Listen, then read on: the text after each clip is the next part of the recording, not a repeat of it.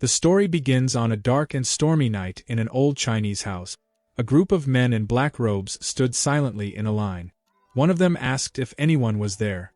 Rain had formed puddles, and outside, a dirty child, soaked from the downpour, watched the men in black robes. Their stillness was eerie. Among them, a man with red eyes looked closely at the boy, wondering how he could be living alone in the empty martial academy. He called the boy a young warrior and politely asked if they could stay the night to get out of the rain. The boy watched them closely, curious about who they were. He was surprised they spoke so nicely, especially since he was just a kid. He thought they might see him as a young caretaker of the closed academy. Wanting to be polite, he greeted them back and figured they probably weren't bad people. He said he had been living in the empty academy for a few years and told them they could stay wherever they wanted, but he pointed to the pavilion where he stayed and asked them not to use it. The men thanked the young warrior for his kindness. Their leader told everyone to avoid the boys' pavilion and find shelter elsewhere. He asked if they understood, and they all said yes before going to find their spots. The boy read the word on their robes. It said, Tang. He wondered if they were from the same clan. He was curious about what kind of people they were, but he had other things to do, so he went into his pavilion. He was busy because it was time for the kids' dinner. The serious mood changed as the boy looked happy. He cheerfully called everyone to eat. There was a big pot. He lifted the lid, revealing a small brown cricket-like insect inside. The boy remarked that he was almost late and these insects must be starving. He then opened another pot. Inside was a charming large spider known as the black earth tiger, a tarantula native to Hainan, China. It's a big species, growing up to 20 centimeters, with unique stripes that resemble a black tiger. Using chopsticks, he picked up an insect to feed Black. As he fed him, he expressed his gratitude for Black's presence, saying he couldn't imagine surviving without these creatures. Black eagerly munched on the insect, and the boy was delighted with Black's reaction. He was amazed that this spider, once the size of a fingernail, had already shed its shell twice and grown significantly. He was thrilled. After Black had eaten, the boy opened a drawer. Inside was an orange lizard with white stripes. It was a bewangling cave gecko, a native species known for its striped body and tail. The boy mentioned how difficult it had been to get one in his past life because he had no money, but now he could find them everywhere outside. His life was full of joy watching them. As he fed the gecko, it bit him. He yelled and shook his fingers to dislodge it, but it held on tightly. The moment reminded him of his past. Before ending up in this body, he had been a streamer with a huge following of 1 million subscribers. He was a professional biologist known as Spicy Fabre, specializing in venomous insects and animals. The trouble began during a live broadcast celebrating his 1 million subscribers, featuring the 10 most dangerous vipers in the world. The most dangerous among them, the black mamba, was seen as the most aggressive, and his trip to Africa to find it led to his demise. He explained to his viewers that he didn't have it yet and finding it was quite challenging. He decided to take a break and planned to search for it again. His viewers assured him they would wait. He was exhausted and couldn't locate it. In the chat, viewers were worried that the black mamba might be in his house and could bite him. The elusive snake, which he had searched for tirelessly, was actually curled up on top of his refrigerator. During the live stream, it bit him swiftly, and just like that, our boy died. Now back to the present, he frowned, thinking about how it happened after all his hard work. Meanwhile, an elderly man in a black robe stood outside his pavilion door. He knocked and called for the young warrior.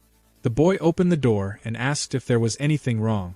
The man expressed his gratitude for the shelter from the rain and invited the boy to join them for dinner, mentioning they had caught a deer.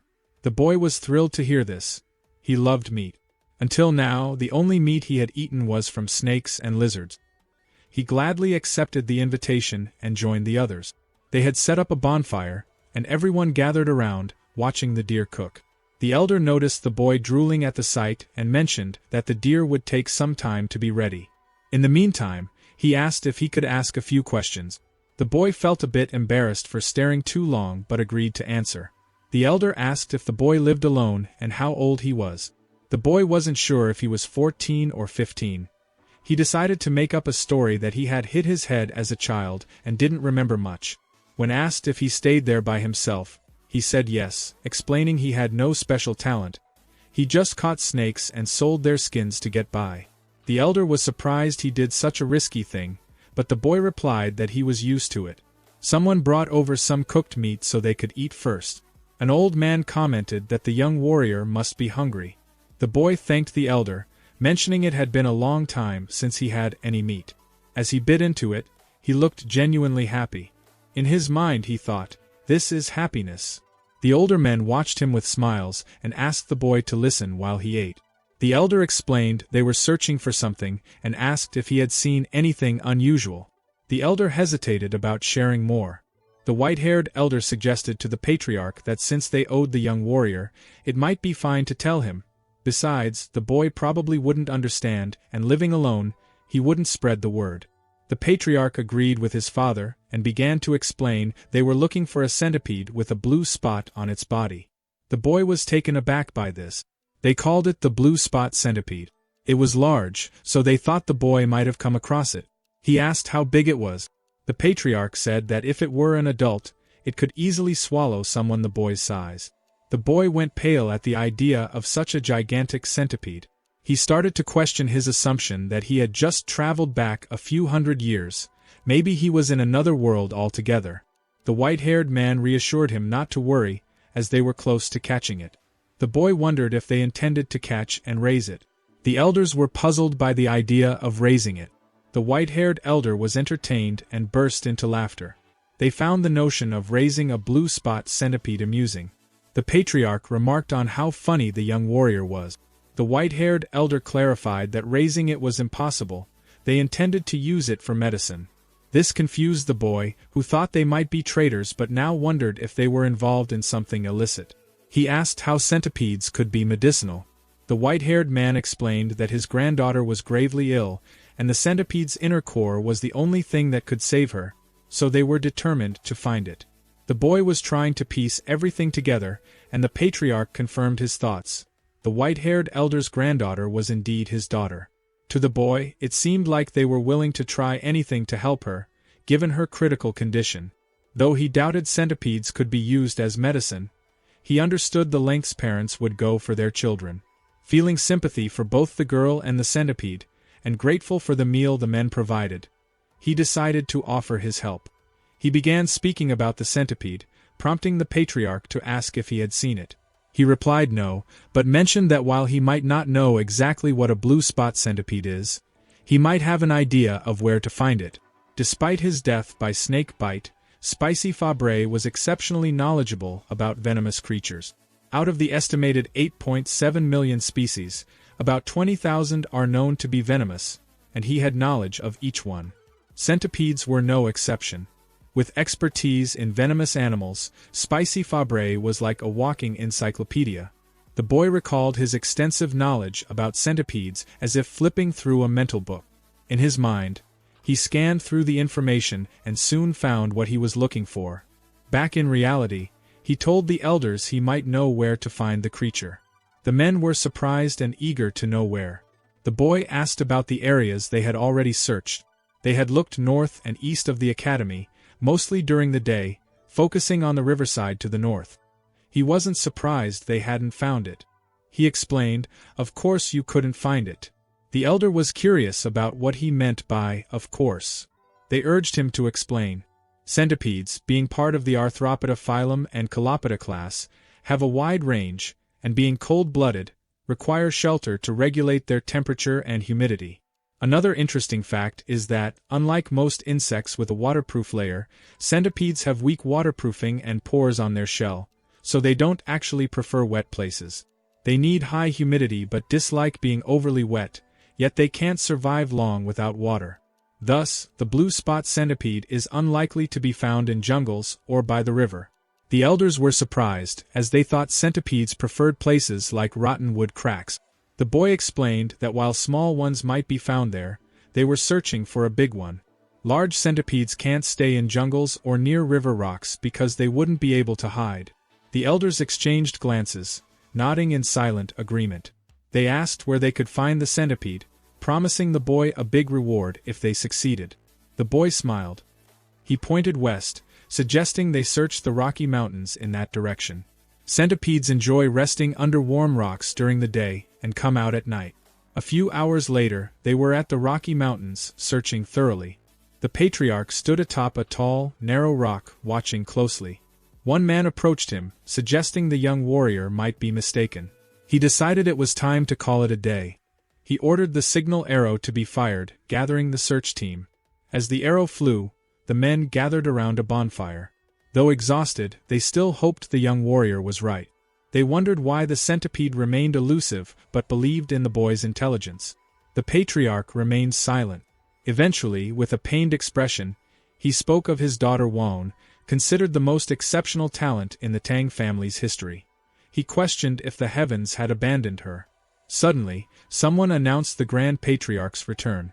The patriarch welcomed him back, and they gathered around the bonfire. The Grand Patriarch asked if he had also failed to find the centipede. The patriarch confirmed that he too had failed. He asked if the Grand Patriarch had the same outcome, and the Grand Patriarch nodded. Won had at most 3 months left. He doubted they could find the centipede in just 10 days. Silence fell over the group. The patriarch suggested exploring the south the next day since they hadn't found any traces there. The Grand Patriarch agreed, noting the lack of traces.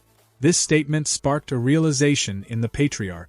He laughed heartily, admitting he couldn't believe what he had overlooked. He declared that they were indeed in the right place. The patriarch asked if the Grand Patriarch had noticed something. The Grand Patriarch replied no, but as the patriarch mentioned, he hadn't sensed any presence or trace. The patriarch was puzzled. The Grand Patriarch explained that the absence of traces suggested it was there. He asked the patriarch if he had seen any signs in the past 3 days. The patriarch admitted he hadn't seen any animal droppings or territorial markings.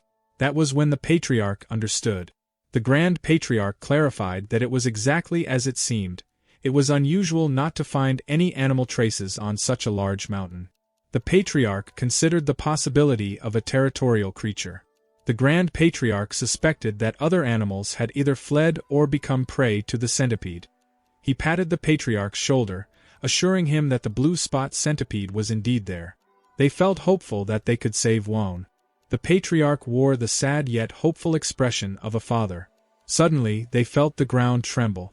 Alertness spread through the group. Panic set in as cracks appeared in the ground. The area around the bonfire began to crumble. Unexpectedly, it rose from the earth. Confusion swept over them as they tried to understand what was happening. A limb emerged from the ground, soon followed by another.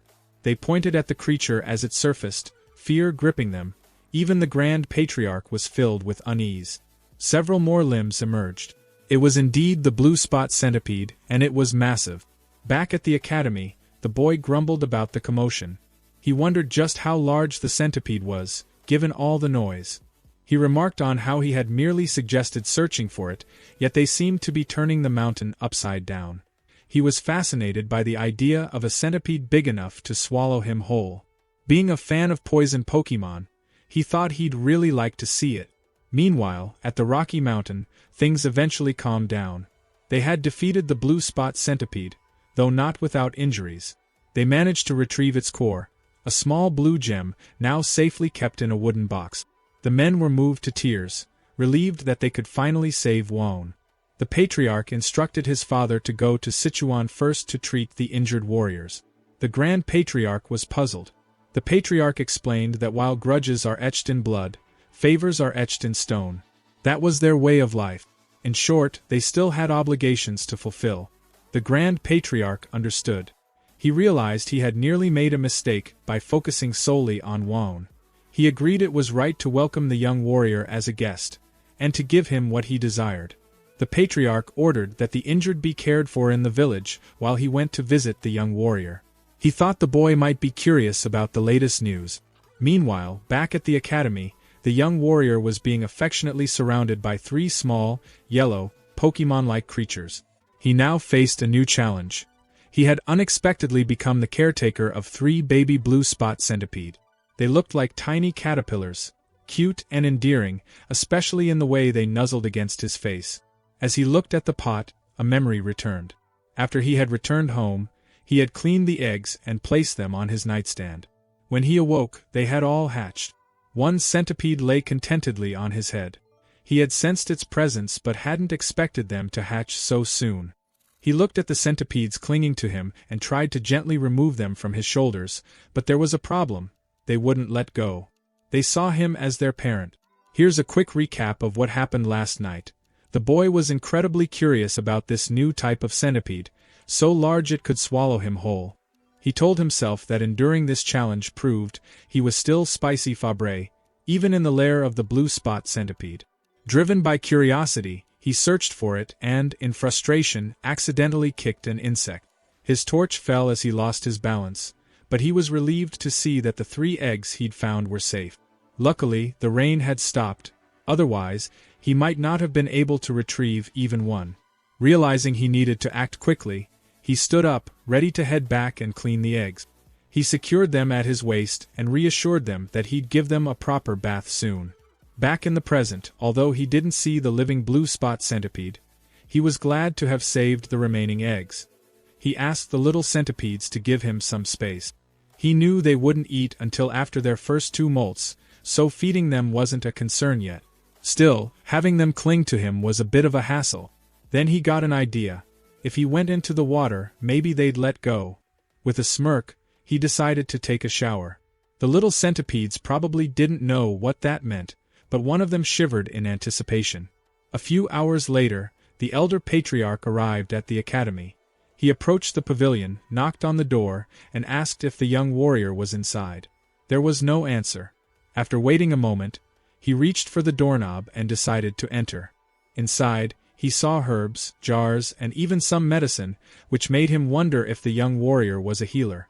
Realizing how impolite it was to enter without permission, he decided to return later, but a rustling sound caught his attention. It was coming from one of the pots. Curious, he turned back and opened it. To his surprise, there was a spider inside. His curiosity piqued. He opened one of the drawers and found a gecko. Glancing around, he checked another pot and discovered beetles. There were also some eggs and dried snakes. It was astounding. He couldn't believe the young warrior was raising venomous creatures and their offspring. Even the Tang clan, known for handling such creatures, had only managed to extract their venom. They had never figured out how to increase egg production like this. The patriarch realized that saving his daughter's life had been a small stroke of luck, but the true fortune was meeting the young warrior. Just then, the young warrior appeared and greeted the elder, noticing his bandaged arm and expressing concern. The elder assured him it was nothing serious. He began to tell the young warrior something important but stopped abruptly, sensing an ominous energy. Suddenly, an explosion erupted at the entrance. Behind the boy, a silhouette slowly emerged, revealing itself as it stepped forward. It resembled an ogre, with a single eye and the left side of its face badly burned. Instinctively, the elder pushed the young warrior aside, urging him to run. The boy was startled and confused. The monster let out a loud roar. Assuming an aggressive stance, it moved swiftly and struck with its hand. The elder blocked the attack with his uninjured arm, enduring intense pain. The monster then pushed him back, sending him flying. Dust filled the air, making the elder cough, and he spat blood. He realized the monster's strength was comparable to that of his father. The elder urged the young warrior to run, but as the smoke cleared, it revealed the boy being choked and lifted into the air by the monster. The young warrior coughed as the monster laughed loudly. It taunted him, saying it had heard the Tang clan had come to Hainan. No one had expected the son of the myriad poisons divine sovereign to be injured and alone. The elder responded that he didn't know who the monster was and asked why they were being targeted, including the young warrior. The monster asked if the elder couldn't recognize him by his face and fist, introducing himself as Blood Hand Rakshasa Tak Unyang. He said the elder's father had been responsible for his disfigurement. The elder recognized the name, recalling that Tak Unyang had been struck by a poison palm and had fallen off a cliff, yet he had survived. The elder pleaded for the young warrior's release, offering his own life in exchange, but Unyang refused. He vowed to kill anyone associated with the Tang clan. Inwardly, the elder cursed the demon, a term for a powerful martial artist who caused harm. Unyang showed no intention of sparing the young warrior. The boy's face turned pale from lack of air. Unyang laughed and declared that the boy would die. The young warrior weakly begged for mercy, nearing his limit. Suddenly, 3 pairs of fierce eyes appeared. The little centipedes dashed onto Anyang's arm. It was their moment to shine. Small but vicious, they attacked and bit Anyang all over. He was bewildered by the onslaught and dropped the young warrior. Furious, he shouted that even centipedes couldn't harm him. But then, his neck turned violet, and he coughed up blood, collapsing to the ground in agony. The young warrior was surprised and confused to see Anyang die. He stepped back and asked the elder if Anyang had truly been a bad person. The elder, having witnessed everything, was astonished. His jaw dropped. Then he broke into a wide grin, realizing the young warrior was more than just a guest. The elder thought to himself that the boy should definitely become part of the Tang clan. This is the end of the video. If you guys want to see the next part, then don't forget to subscribe and like the video. See you next time on the Manhwa Recap channel.